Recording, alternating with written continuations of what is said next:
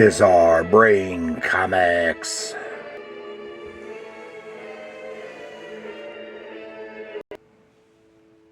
Hello, my comic book friends, and welcome to Bizarre Brain Comics. I am Gary, your host. And this is where I like to take a look at some older comics, talk a little bit about the characters and creators, and examine the stories and the art. Well, this time, I got a handful of books here, with a couple of exceptions, with the theme of Superman team-up. Yeah, different characters that Superman has teamed up with over the years. Just a few here from my collection. And it was common, especially back in the 70s and early 80s, if introducing a new character, to have Superman make an appearance so that they will catch the eye of Superman fans, and then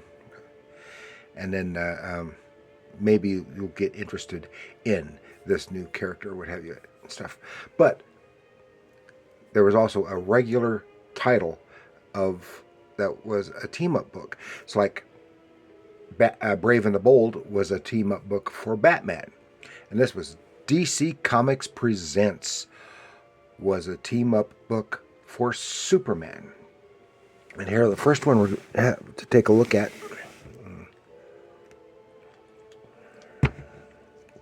The first one that we have to take a look at here is DC Comics Presents Annual number 1 for 1982. Yeah, 1982. And who is Superman teaming up here with? Why, Superman was teaming up with Superman. It is the Golden Age Superman. Superman from, at that time, Earth 2. So Superman Earth 1, Superman Earth 2. And that's not all, because there are two villains, Lex Luthor and just Luthor for the Golden Age. Those villains, they were teaming up too. But that's not all. Let's see. This is it says a meeting of giants Superman side by side with Golden Age Superman. Crisis on 3 Earths. What? Three? This is Earth 1 and Earth 2. What else? Well, yeah, it's cool. This is written by Marv Wolfman with art by Rich Buckler and Dick Hunt. Oh, and some pretty decent artwork here too. Go from WGBS to the Daily Star. Remember, because when Superman first appeared, the Daily Planet did not exist. It was the Daily Star. And the editor was George? I've forgotten his name. George Taylor, yeah. And so you can see here, it's older. You have and you can tell the two. Of course, he's got the graying temples, but his S insignia was different, slightly different style,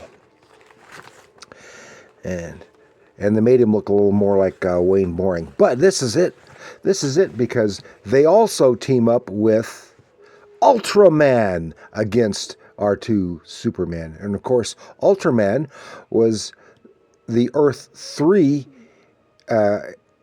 equivalent of Superman, but he was evil.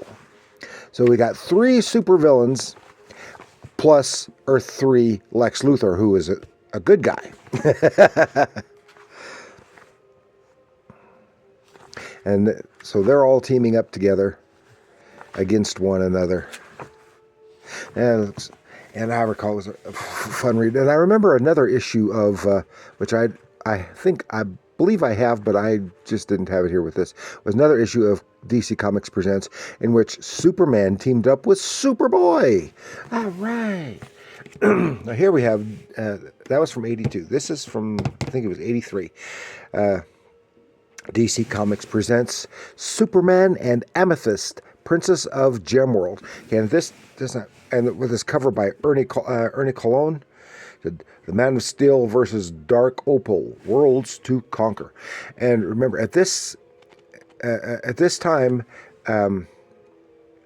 they had just started the Amethyst title, which was done by Ernie Colon. So this is an interesting team up, Crossing Worlds, and it again is to kind of push this newer character. And while Alex Soviak is doing the pencils, Soviak, Ernie Colon, Bob Smith, and Gary Martin are on the ink chores.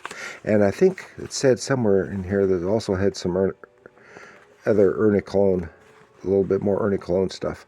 Yeah, he did some inks in another part here.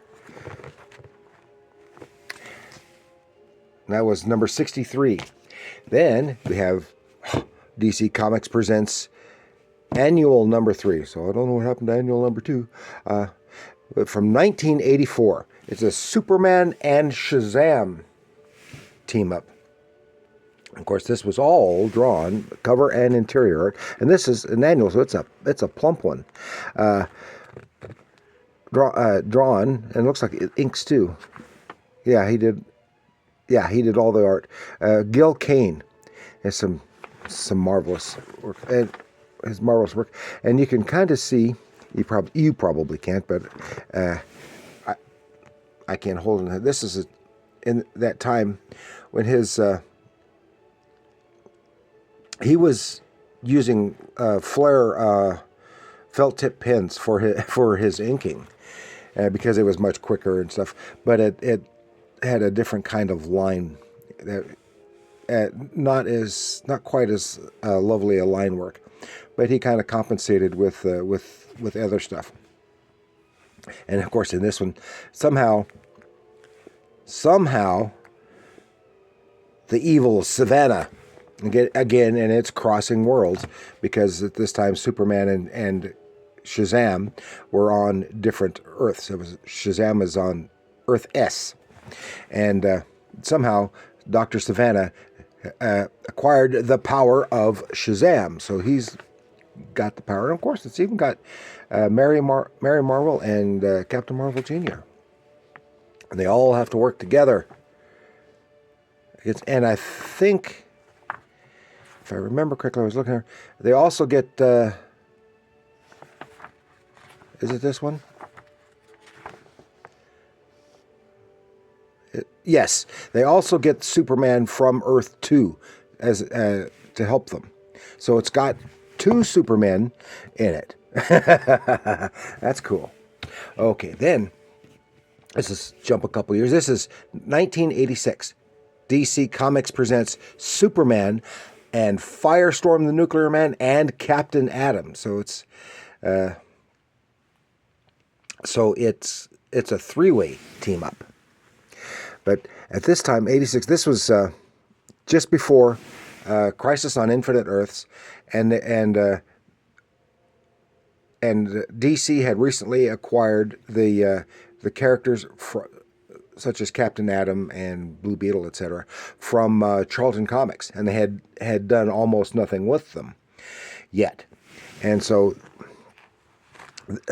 this is like an introduction, and this involves, well, it does Firestorm, Captain Atom, and this it shows here. Where's yeah, here it is, and it shows this version of Captain Atom with the blue and red instead of all the silvery stuff that he later, after the After Crisis reboot of complete reboot of Captain Atom, when he was all silvery all over, and this is the way he looked at the end of the Charlton run. Of course, he started off with a yellow suit, but that changed over time. And of course, Captain Atom had previously been done by and co-created by Steve Ditko, and it kind of makes sense with Firestorm because he's a similar kind of character. And of course, they worked together later, years later, in Justice League, I believe. But it's different versions of both of them. Okay, now that's the end of the DC Comics Presents. So here is a World's Finest, number 256. This is a $1 fat one. $1 fat book of, and it of course features Superman, Batman. Of course, World's Finest says team up.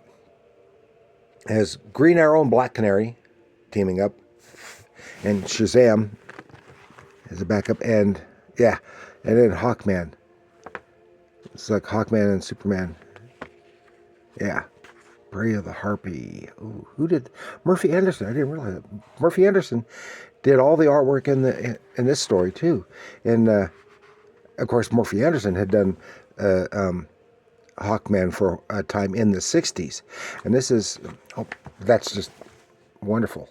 He did such a great job. But he also drew the lead story of Superman and Batman. And this was the Werewolf of Krypton. Yeah, somehow some creature, Kryptonian creature, is loose. I guess one of the Phantom Zone people somehow got out, and he happens to be a werewolf, but it's a Kryptonian version of a werewolf, and they have to work together. And some great Murphy Anderson work. I just love Murphy Anderson's art. It is just, everything is just so lovely. Okay, now we're going to take a little turn here. No, without the team up. Ooh, this is the comic adaptation from 1983, I think it was. Isn't that what it was? Yes, 1983, Superman 3. It's the photo cover. The official adaptation of the movie. And here's a photo on the back cover too. It's not the best cover, best picture they could have used, but that's a good one. But that was basically the poster. And adapted by Cary Bates with art by Curt Swan and Sal Amendola. It's an adaptation of the movie. And it's been a while since I've read it, but I think it's probably better than the movie itself. They did a pretty good job of most of the images of the actors, because Curt Swan did it, but instead of his normal Superman face, he used, of course, the Christopher Reeve face, and Jackie Cooper face there on Perry White. He didn't manage to capture Richard Pryor that well. It might have been maybe he was using older reference material or something. He didn't look like it. I just recently rewatched this movie. I haven't seen it in quite a while, and of course, it had some writing problems with the movie, of course. But it's still fun to watch, because they did not do comic adaptations of Superman 1 and 2 because they're contractually prohibited from doing so without having to pay Mario Puzo another $1 million. So they didn't do it.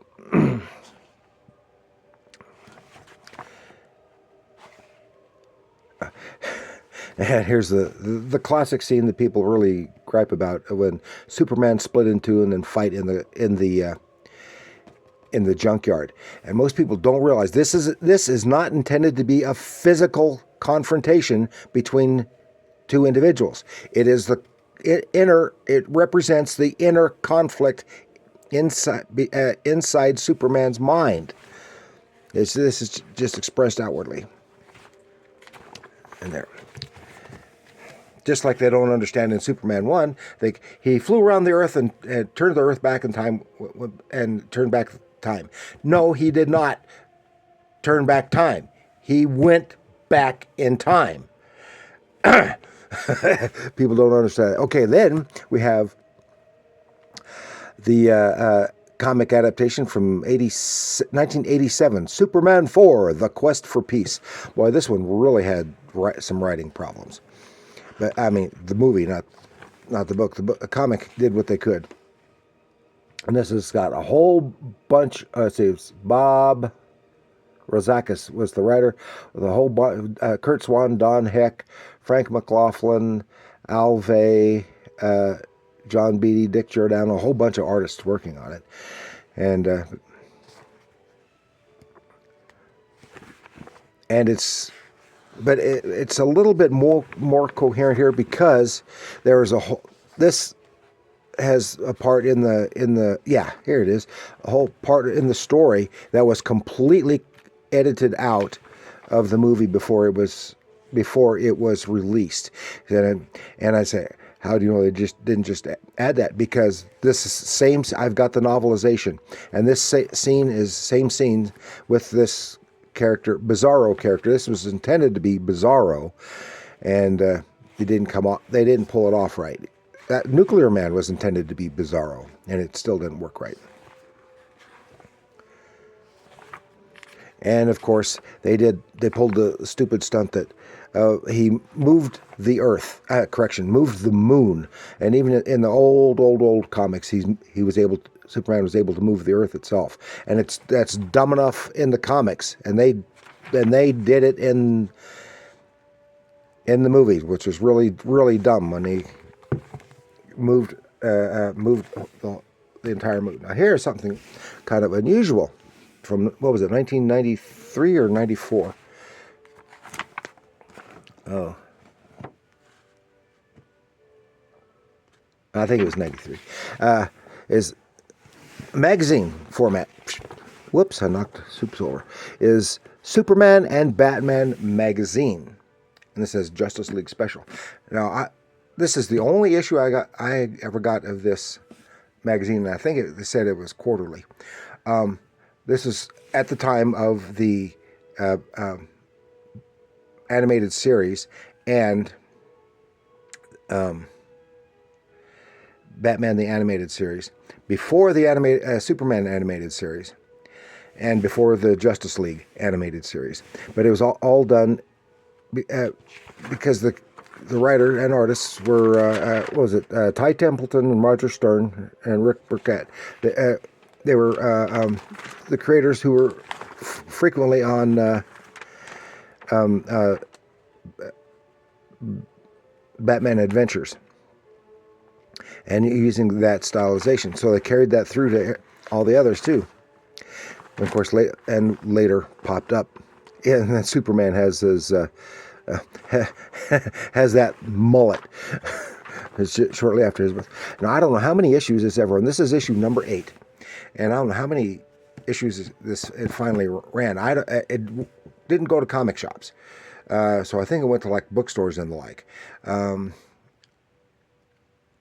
And I think this is, to my remembrance, this is even the only issue I ever saw at the time. And then we're going to finish it up with something completely different. I've gone way longer than I had intended to. From March 14th, 1988, Time magazine, the special issue celebrating the 50th birthday, the 50th anniversary, because it's of Superman, with this cover drawn by John Byrne and Jerry Ordway. And it has an article in there. Of course, now remember, that was what, 30, what did I say? I think earlier, 36 years ago. So now it would be his 86th, but so he's 86 years old.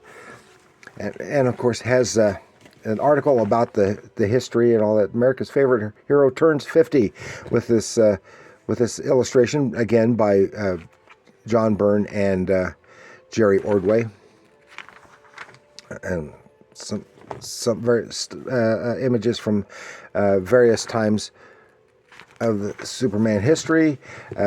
There's action and then even stuff about in the movies and TV with Kirk Allen and George Reeves, and then of course the Christopher Reeve. So happy 50th, 36 years ago. So that is all I have to share with you this time.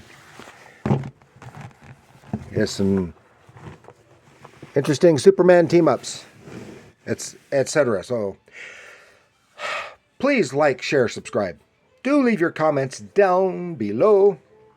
What you think of the Superman team-ups, etc. And remember, comics are art.